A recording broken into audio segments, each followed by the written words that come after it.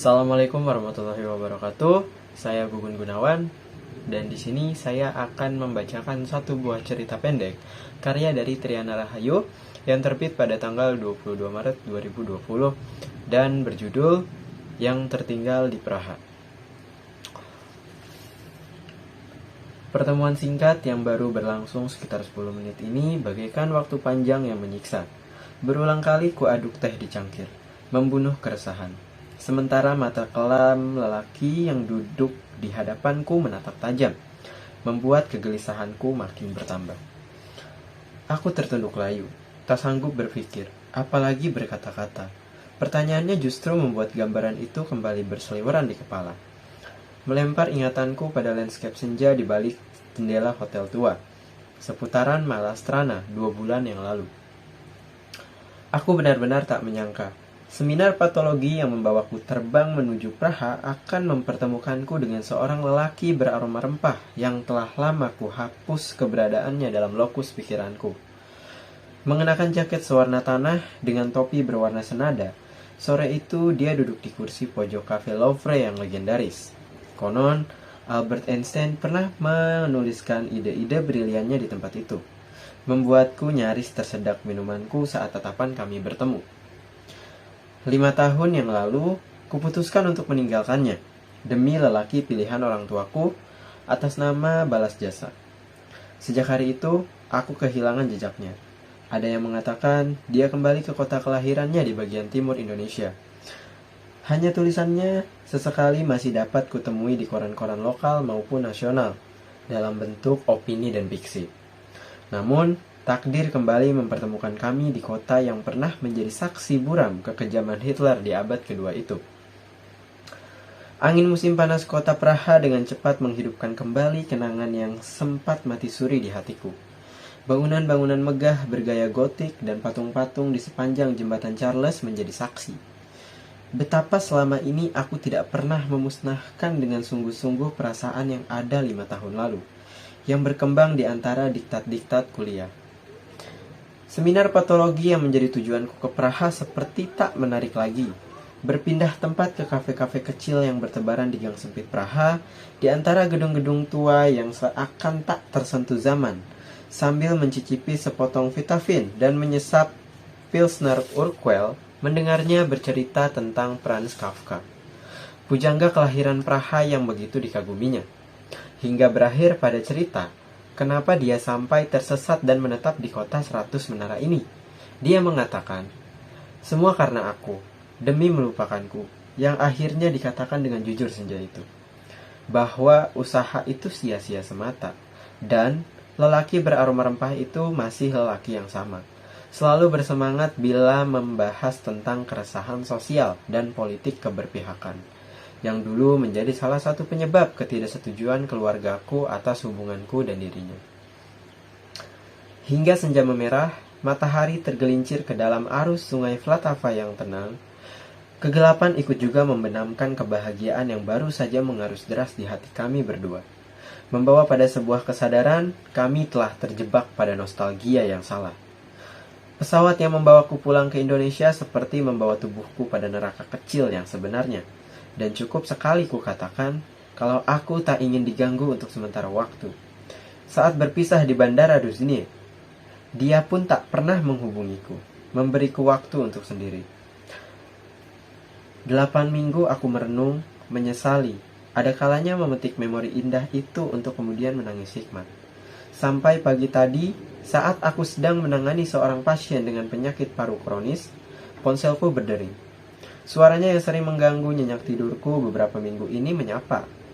Ia mengatakan ada di Indonesia dan ingin bertemu. Kori, bicaralah, jangan hanya diam. Aku menggigiti bibir, cemas. Di luar dari rasa cintaku kepadanya, aku selalu merasakan paradoks yang sama.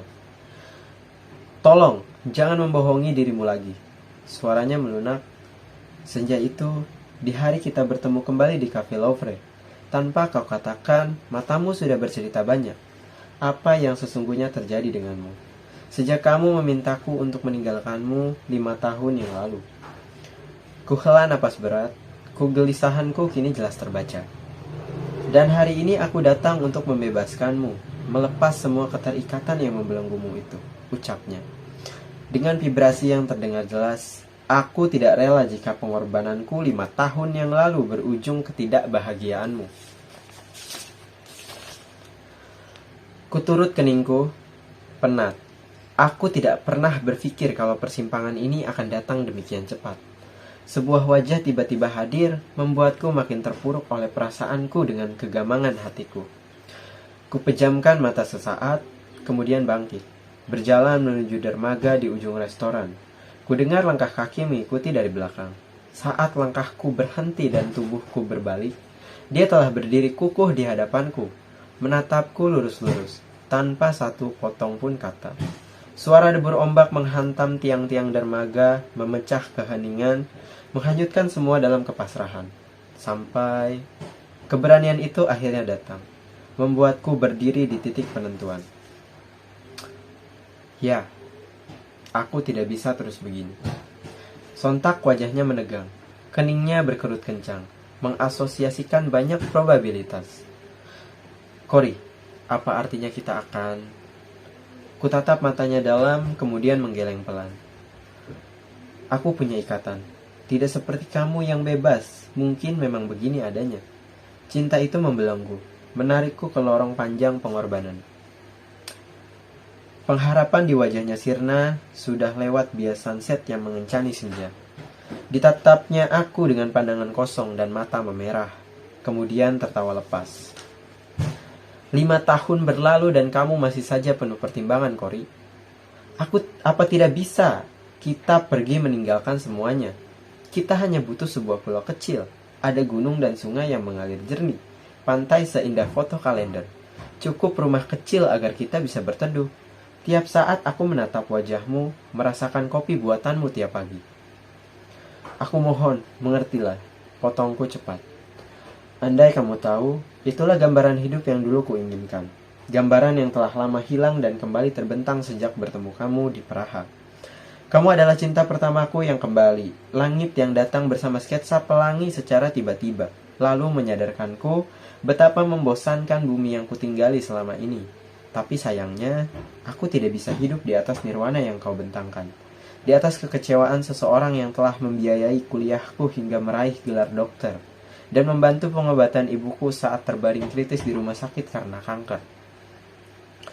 Maafkan aku, setitik air mataku jatuh, meneteskan beribu air mata di pipi. Tawanya mendadak punah, dengan cepat ditariknya tubuhku masuk ke dalam pelukannya. Cory, jangan menangis, bisiknya tepat di telingaku. Aku tergugu, tak sanggup menahan rasa. Kubedangkan wajahku lebih dalam di dadanya, isaku pecah saat kunikmati pelukannya. Belayan tangannya yang begitu rapat, degup jantungnya yang terus berharap untuk terakhir kali. Sampai waktu itu tiba saat jari-jariku mulai menggeliat, mendorong perlahan hangat tubuhnya menjauh dari belikatku yang tercerap. Ada sakit yang menusuk dada, perih yang menggigilkan tulang, namun aku harus kuat. Perlahan ku lepas pelukannya di senja yang kian temaram. Membalikan badan, melangkah cepat, dan... Cory, jangan pergi. Suaranya tertelan, namun masih terdengar jelas. Maafkan aku, kamu baru saja mengajukan 2 permintaan yang sama-sama sulit. Lirihku dalam hati. Kutarik langkah setengah berlari di lantai dermaga yang berderit halus saat diinjak. Senja itu telah kuputuskan untuk kembali meninggalkanmu. Seperti 5 tahun yang lalu dan kembali menjadi pecundang.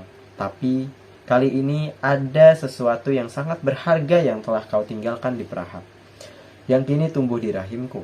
Yang selama ini tidak pernah bisa diberikan oleh suamiku. Selamanya akan menjadi rahasiaku. Kuusap wajah, melangkah lebih cepat. Sekian, terima kasih. Wassalamualaikum warahmatullahi wabarakatuh.